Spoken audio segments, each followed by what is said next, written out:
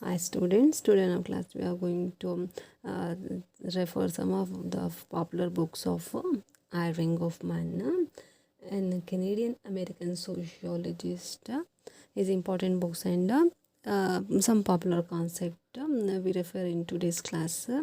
Let's start our class. Irving Goffman, Canadian American sociologist. He's also coined the term or the concept dramatology. Now, remember his famous popular books are On Face Work.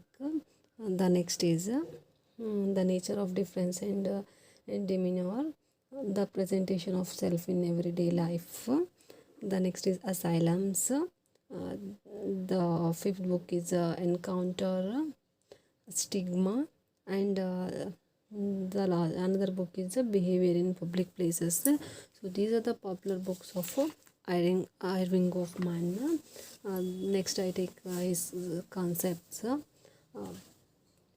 total institutions. The next is role distance, self, multiple self, and social roles, role performance, stigma, virtual social identity, and actual social identity. So these are the popular concept of Irving Goffman. I think it's a revision of Irving Goffman for KCET exam. Thanks for listening.